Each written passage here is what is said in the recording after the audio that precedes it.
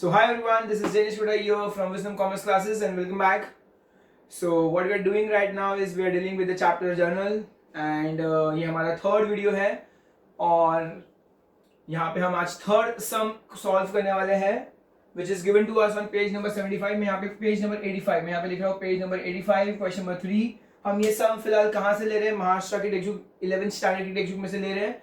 Okay, if you are just someone who wants to learn this chapter और अगर आपके पास text book नहीं है, आपके पास क्वेश्चन नहीं है, तो what you can do is you can take a screenshot of the question so that आपके पास क्वेश्चन आ जाए।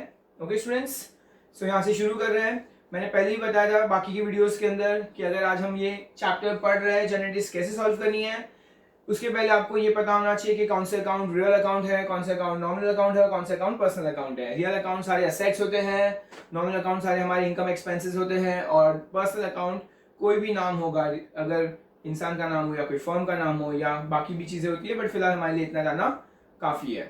फाइन स्टूडेंट्स, हम बहुत बेसिक सम्स देख रहे हैं, इजी सम्स देख रहे हैं। फाइन, और शुरू करेंगे हम लोग अब सम से। और शुरू करने के लिए स्टूडेंट्स हमें बताना चाहिए कि ये अकाउंट रियल है, पर्सनल या नॉमिनल है, वो आपको डिस्टिंग्विश करना आना चाहिए और उसके गोल्डन रूल्स आने चाहिए। So what are the golden rules? Real account का है debit what comes in, credit what goes out. अगर आपके पास नहीं लिखा हुआ है तो मेक श्योर दैट आप उसको नोट डाउन कर लो अच्छे से, because this will really help you while solving the entire sum. Personal account के लिए है debit the receiver, credit the giver, और नॉमिनल अकाउंट के लिए है debit all loss and expenses, credit all incomes and gains. तो ये लिखना आपके लिए बहुत कंपलसरी है, लर्न कर लो इस रूल को। आपको कौन सा अकाउंट डेबिट होगा, कौन सा अकाउंट क्रेडिट होगा, ये आपको जानने में काफी ज्यादा हेल्प करने वाला है। Fine, so moving forward to question number 3, मैंने यहाँ पे लिख दिया है पेज नंबर 85 है in the books of. So the question is generalize the following transaction in the books of Ashok general stores. तो यहाँ पे मुझे लिखना है in the books of Ashok general stores, और जनरल एंट्रीज लिखिए, मैं यहां भी लिख देता हूं, ये मेरा पेज नंबर 1 है, ये मेरा पेज नंबर 2 है in the books of Ashok general stores. Okay students, इतना लिखने के बाद अब ये जनरल एंट्रीज वाला पार्ट है और मैंने यहाँ पे ऑलरेडी पूरा फॉर्मेट बना दिया है। ये हमारा डेट कॉलम है, पर्टिकुलर्स है, LF debit credit. This is my one page and this is my another page. तो सम की शुरुआत करेंगे। सबसे फर्स्ट क्वेश्चन है, receive 5000 from Ram on behalf of Bharat. तो हमारे पास स्टूडेंट्स किसके पास से पैसा आया? राम से पैसा आया, लेकिन किसके बिहाफ पे आया ये जानना सबसे ज्यादा इंपॉर्टेंट है। मैंने पिछले वीडियो में भी ये एक एग्जांपल दिया था। इमेजिन करो अगर मुझे कहीं से फीस मिली है, इमेजिन करो I have a student whose name is Sujal और उसकी फीस 30,000 है। तो फर्स्ट इंस्टॉलमेंट उनके मॉम देने आई थी, सेकंड इंस्टॉलमेंट उनके पापा देने आए थे और थर्ड इंस्टॉलमेंट उनकी दादी देने आई थी। ठीक है स्टूडेंट्स, तो मैं अपने बुक्स ऑफ अकाउंट्स में किसका नाम लिखूंगा? क्या उनके मॉम का नाम लिखूंगा, क्या उनके पापा का नाम लिखूंगा या उनकी दादी का नाम लिखूंगा? नहीं, मेरे लिए बीइंग अ टीचर, मेरे लिए my students are my debtors. तो मैं अपने बुक्स अकाउंट में भले कोई भी पैसा देना है, मैं बुक्स ऑफ अकाउंट में लिखूंगा कि सुजल की फीस आ गई है। सो मेरे लिए ये जानना इंपॉर्टेंट नहीं है कि कौन दे रहा है पैसा, किसके बिहाफ पे आ रहा है, वो जानना सबसे ज्यादा इंपॉर्टेंट है। सिमिलरली यहाँ पे students receive 5000 from Ram on behalf of Bharat. तो पैसा सबसे पहले तो कैश आ रहा है। ओके, कौन सा अकाउंट आएगा? एक तो कैश अकाउंट आएगा, ये मैं यहाँ पे रफ सॉल्व कर रहा हूँ कैश अकाउंट, और मैं भरत का नाम लिखूंगा ऑन बिहाफ ऑफ। किसके बिहाफ पे आ रहा है वो जानना हमारे लिए सबसे ज्यादा इंपॉर्टेंट है, भरत अकाउंट। तो कैश हमारे लिए रियल अकाउंट है, भरत हमारे लिए पर्सनल अकाउंट है। कैश रियल आ रहा है, कैश आ रहा है, debit what comes in. Let's see students, this is again 2019 लिख रहा हूं मैं यहाँ पे, मई का महीना चल रहा है और तारीख है हमारी सबसे फर्स्ट है रिसीव 5000। तो मैं यहाँ पे कैश अकाउंट डेबिट लिखूंगा। क्यों कैश अकाउंट डेबिट लिखूंगा? बिकॉज कैश आ रहा है हमारे पास, डेबिट व्हाट कम्स इन। पढ़ो अपने गोल्डन रूल्स एकदम अच्छे से पढ़ो। Cash account debit, cash account debit to, वो पैसा मुझे कौन दे रहा है स्टूडेंट्स? भरत दे रहा है, Bharat is the giver. Okay, Bharat, भले पैसा मुझे राम ने लाके दिया हो, लेकिन किसके बिहाफ पे आ रहा है वो जानना मेरे लिए सबसे ज्यादा इंपॉर्टेंट रहेगा। इसीलिए अमाउंट आप यहाँ पे आएगा 5000 और 5000 मैंने भरत का नाम लिखा है, cash account debit to Bharat account. और नरेशन में हम सब कुछ लिख देंगे, पूरी राम कथा लिख देंगे। नरेशन में हम पूरा लिख देंगे, being cash received from Ram on behalf of Bharat. तो कौन देना है तो सब कुछ हम लिख देंगे, being cash received from Ram on behalf of Bharat. तो यहाँ पे हम पूरी की पूरी स्टोरी लिख सकते हैं, उसमें कोई प्रॉब्लम नहीं है। और यहाँ पे हमारा फर्स्ट डेट होता हुआ complete. Moving for the next one, fourth one, purchase goods for cash. Purchase goods 4 तारीख है स्टूडेंट्स, आप लोग लर्न कर लो। परचेज वर्ड हमेशा डेबिट होगा, परचेज हमेशा डेबिट होता है। उसका रीजन क्या है वो भी जानना हमारे लिए इंपॉर्टेंट है, रट्टा नहीं मानना है। परचेज अकाउंट डेबिट, सबसे पहले परचेज डेबिट क्यों होगा? बिकॉज आप जब कभी कोई भी चीज शॉपिंग करने जाते हो, कुछ भी चीज खरीदने जाते हो, तो आप कुछ भी परचेज करोगे तो आपका खर्चा होगा, खर्चा। सब्जी मार्केट चले जाओ, शॉपिंग करने चले जाओ, कपड़ा खरीदने चले जाओ, कुछ भी खरीदने चले जाओ, खर्चा होगा, because purchase is always an expense. So debit और लॉस एंड एक्सपेंस, डेबिट ये हमारे लिए नॉमिनल अकाउंट है।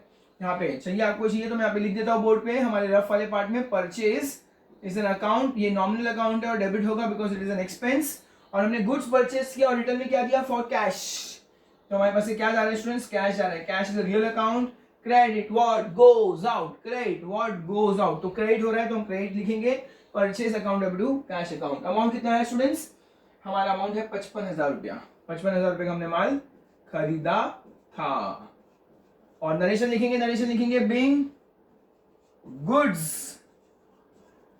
Purchased on cash. या तो हम क्रेडिट पे भी खरीद सकते थे, पर यहाँ पे हमने ऑन द स्पॉट पेमेंट दे दिया और पेमेंट देकर हमने खरीदा है। मूविंग फॉरवर्ड, फोर्थ वन के बाद अब आएगा 8-1 पेड फॉर सैलरी। तो स्टूडेंट यहाँ पे क्या देखो, यहाँ पे लिख रहा हूँ मैं सैलरी अकाउंट लिख रहा हूँ। Salary is also an expense, तो नॉमिनल अकाउंट आएगा और डेबिट होगा। डेबिट और लॉस एंड एक्सपेंसेस, डेबिट और लॉस एंड एक्सपेंसेस, तो सैलरी अकाउंट डेबिट होगा, सैलरी अकाउंट डेबिट। आपको शांति से सोचना है सबसे पहले कि कौन सा, कोई भी ट्रांजैक्शन के अंदर कौन से अकाउंट आएंगे वो जानना इंपॉर्टेंट है। तो हमने पे किया तो सैलरी एक अकाउंट आएगा और एक कैश अकाउंट आएगा।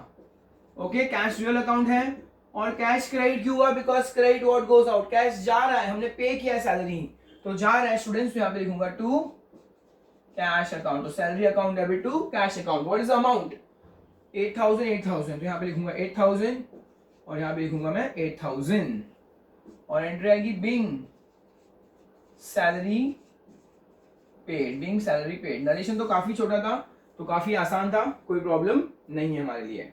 ओके स्टूडेंट्स, सो कोई भी ट्रांजैक्शन में कौन से अकाउंट आएगा ये जानना हमारे लिए सबसे इंपॉर्टेंट रहेगा। Next is purchase goods from Ganesh on credit. देखो स्टूडेंट्स, हमने जब परचेज किया था 4 तारीख को, हमने कैश ट्रांजैक्शन था, हमने ऑन द स्पॉट पेमेंट दे दिया था। लेकिन आज 12 तारीख को अगर हमने गुड्स परचेज किया है तो ये उधारी पे है, उधारी ऑन क्रेडिट है, मतलब पैसा भी नहीं दिया है, पैसा बाद में देंगे। अगेन स्टूडेंट्स, परचेज आया तो फिक्स है, परचेज आया तो फिर आंख बंद करके हम डेबिट लिख देंगे, कोई प्रॉब्लम नहीं है। परचेज अकाउंट डेबिट आएगा। क्यों परचेज अकाउंट डेबिट आएगा, बिकॉज डेबिट और लॉस एंड एक्सपेंसेस, खर्चा खर्चा। ओके, परचेज बढ़ाया तो खर्चा समझने का। ओके, एंड क्या हमने उसको पेमेंट दे दिया, नहीं, हमने उधारी पे माल लाया था। Who is the giver, Ganesh is the giver, Ganesh. Okay students, Ganesh हमारा क्रेडिटर है, क्रेडिटर मतलब जिसको फ्यूचर में पैसा चुकाना बाकी है। Okay, he is the giver, he is the giver. हमने कितने यहाँ परचेज किया था 12 तारीख को, अमाउंट है 30,000, so I am write over here 30,000 and I am write over here 30,000। तो क्वेश्चन क्या था, goods purchase from Ganesh on credit, तो हम लोग same as it is narration में भी लिख देंगे। हम लिखेंगे being goods purchased on credit, और ये वाला पार्ट भी यहां पर कंप्लीट कर देंगे। ठीक है, ये 30,000 को मैं थोड़ा सा नीचे लिख रहा हूं, एग्जैक्टली इसके सामने। चलो ठीक है, no problem, that is not a problem. Moving forward, 17th one, sold goods to Mrs Neha of 60,000 on credit. चलो स्टूडेंट्स, डेट हमारा 17th वन। ओके, हमने माल बेचा है, तो देखो दो अकाउंट कौन सा आएगा, एक तो माल बेचा तो सेल अकाउंट आएगा, और एक क्या हुआ स्टूडेंट्स, नेहा का नाम है, नेहा। क्या यहाँ पे लिखा है कुछ भी पैसा आया या गया, नहीं, ऑन क्रेडिट, तो नेहा का नाम आएगा स्टूडेंट्स, नेहा का नाम आएगा। तो जिस तरह से परचेज भी नॉमिनल अकाउंट है, सेल्स भी नॉमिनल अकाउंट है, लेकिन परचेज डेबिट होता है, सेल्स हमेशा क्रेडिट होता है, बिकॉज हम माल क्यों बेचते हैं, आलू ले लो, आलू, कांदा ले लो, क्यों बेच रहे स्टूडेंट्स माल, हम लोग पैसा कमाने के लिए, इनकम इनकम। एंड हमने माल किसको बेचा, मिसेस नेहा को। Okay students, we are selling our goods to Mrs Neha, तो who is the receiver, Neha is the receiver. तो मैं लिख रहा हूं मिसेस नेहाज अकाउंट डेबिट, तो नेहा इज द रिसीवर, तो उसको डेबिट करेंगे to sales account, to sales account.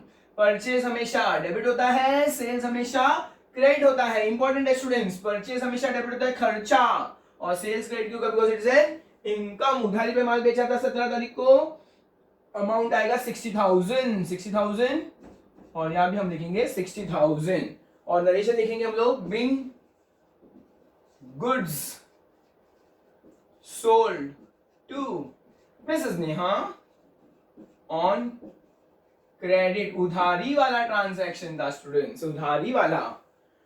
Moving forward 17 के बाद अब क्या दिया students, 20th purchased machinery of rupees 80,000 at rate 12% GST. देखो अब स्टूडेंट्स इंपॉर्टेंट है ये जीएसटी वाला पार्ट आया है इसमें।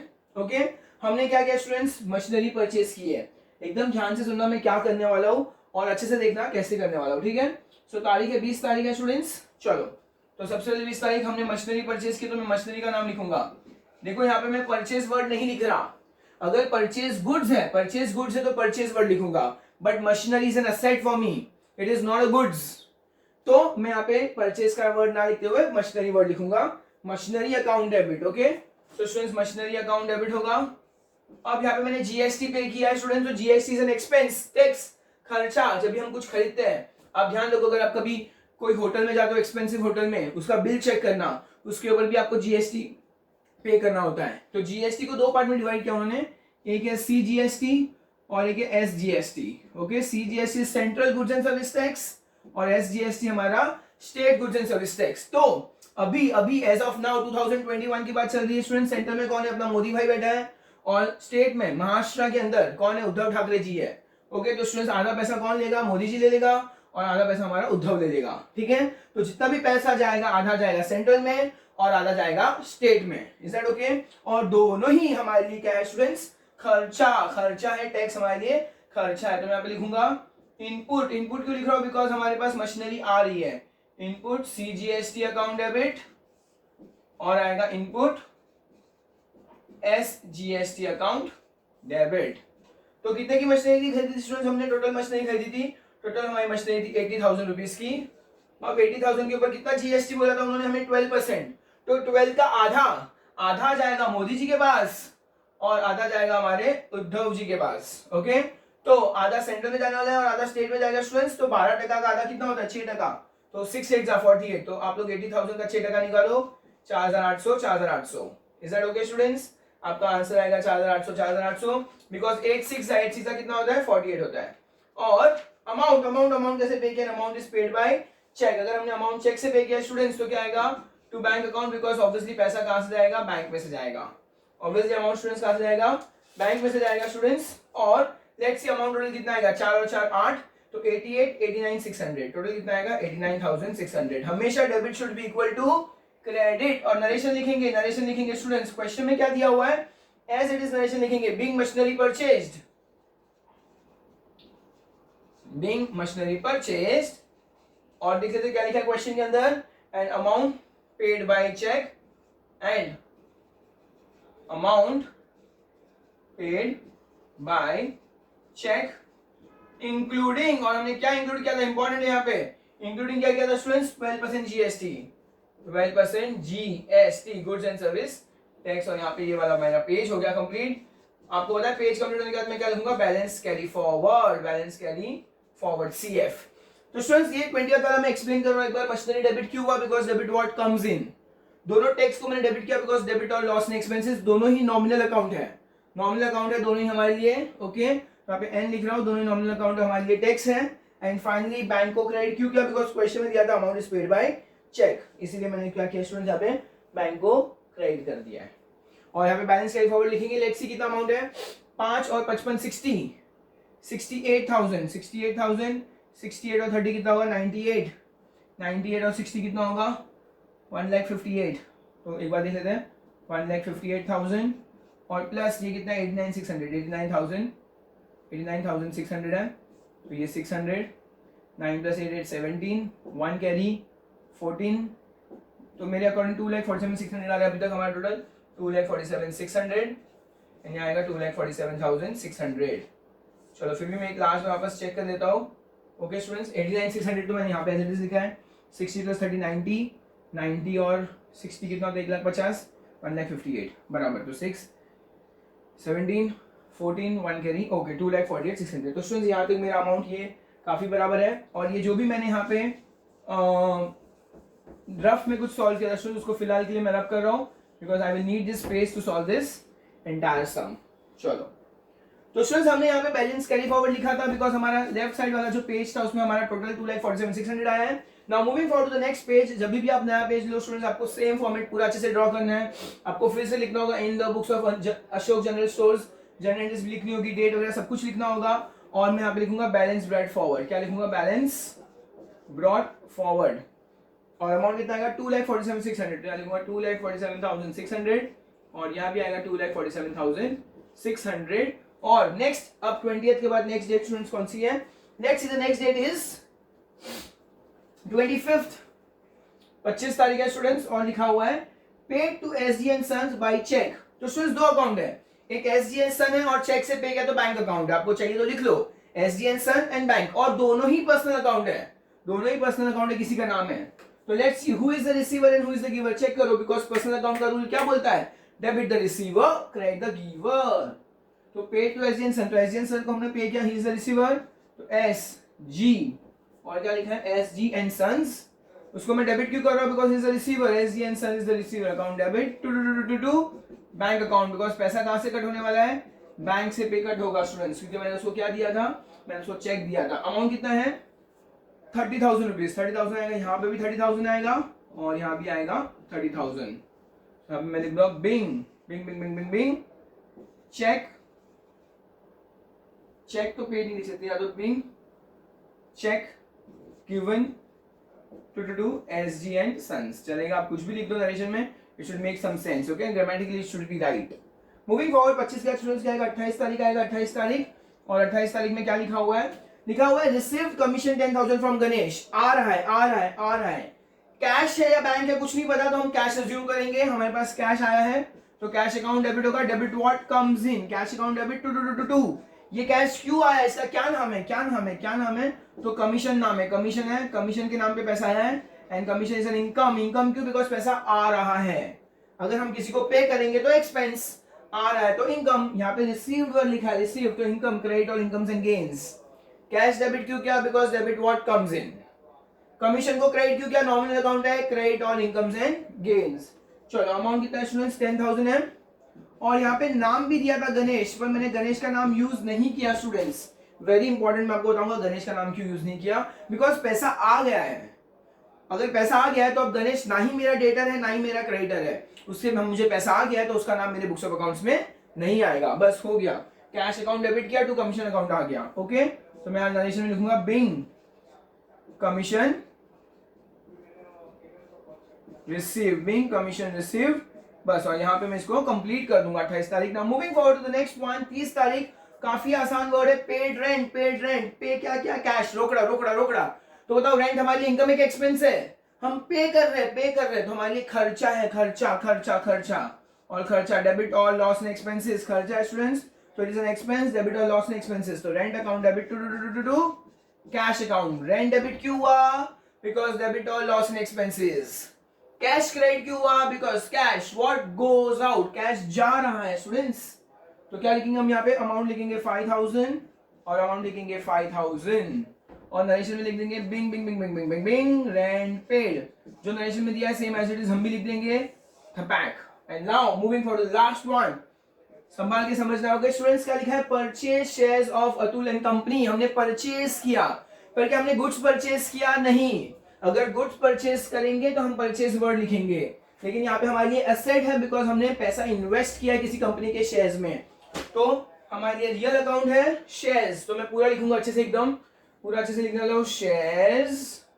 या तो मैं इन्वेस्टमेंट वर्ड लिख देखो, मैं स्टार्ट कहां से कर रहा हूं, मैं इन्वेस्टमेंट लिख रहा हूं ना। अच्छा देखना, इन्वेस्टमेंट इन शेयर्स ऑफ, यहाँ पे शायद प्लेस कम पड़ेगी मुझे, ऑफ अतुल कंपनी लिमिटेड। तो investment in shares of Atul company limited. और यहां मैं पूरा इसको डेबिट कर दूंगा, पूरा को पूरा डेबिट कर दूंगा टू। ऑब्वियसली स्टूडेंट्स पैसा थ्रू डीमैट अकाउंट। डीमैट मतलब मुझे बैंक में जाके डीमैट अकाउंट ओपन करवाना होगा, तभी मैं शेयर्स खरीद सकता हूं, ऐसे हाथ से नहीं कर सकता मैं। Okay fine. So investment shares of Atul company limited to students to bank account आएगा। ठीक है, आपने अगर हर्षद मेहता वाली सीरीज देखी होगी, वहां पे सब कुछ फिजिकल होता था, फिजिकल शेयर्स वगैरह होते थे, पर अभी आजकल फिजिकल शेयर्स वगैरह नहीं होते, only through a demat account you can buy और सेल शेयर्स। अमाउंट कितना हुआ है स्टूडेंट्स? 10,000 रुपीज हुआ है। यहाँ पे मैं 10,000 लिखूंगा और यहाँ पे मैं 10,000 लिखूंगा। और अगेन नरेशन में पूरा का पूरा हम लोग कॉपी कर लेंगे जो उन्होंने लिखा है, being purchase, being shares purchased of Atul company limited through demat account, जो भी उन्होंने लिखा सब कुछ लिख देंगे, TROUGH, through demat account, okay. और यहाँ पे हमारा ये वाला सम भी हो गया कंप्लीट। इन्वेस्टमेंट को डेबिट क्यों किया? Because debit what comes in, it's a real account, and bank is the giver. Bank को क्रेडिट क्यों किया? Because bank is the giver, bank में से पैसा जा रहा है। फाइनली हम टोटल करेंगे स्टूडेंट्स 2,47,600 तो पहले आ गया था। अभी देखो कितने 30, 40, 50, 55,000 ऐड करना है। कितना ऐड करना है? 55,000। तो देखो लास्ट का 600 तो ऐसे आ जाएगा, 3 लेटर तो मैं 600 लिख ही रहा हूँ। 55 मतलब अभी क्या करना है मुझे? 7 + 5 2 1 कैरी 0 1 कैरी, तो मेरे अकॉर्डिंगली 3,02,000 आ रहा है स्टूडेंट्स। 3,02,600, 3,02,600 ये मेरा क्या आ रहा है स्टूडेंट्स? टोटल आ रहा है पूरा का पूरा। और यहाँ पे हमारा ये वाला थर्ड सम भी होता हुआ कंप्लीट। काफी आसान है स्टूडेंट्स। इस सम में नया क्या आया था? हमारा जीएसटी वाला पार्ट आया था। हमने परचेस किया था, इसलिए टैक्स हमारे लिए खर्चा है। आगे के समय हम देखेंगे कि जब सेल करेंगे तो हम जीएसटी को क्या करेंगे। सो आई होप अब तक मैंने जितना आपको पढ़ाया हुआ आपको समझ में आ रहा है। अगर आपको सब कुछ अच्छे से समझ गया हो, प्लीज मेक श्योर कि आप चैनल को सब्सक्राइब कर दे अगर आपने अब तक नहीं किया हो। लाइक कर देना वीडियो को और put some good comments. Thank you so much students, have a nice day, bye bye.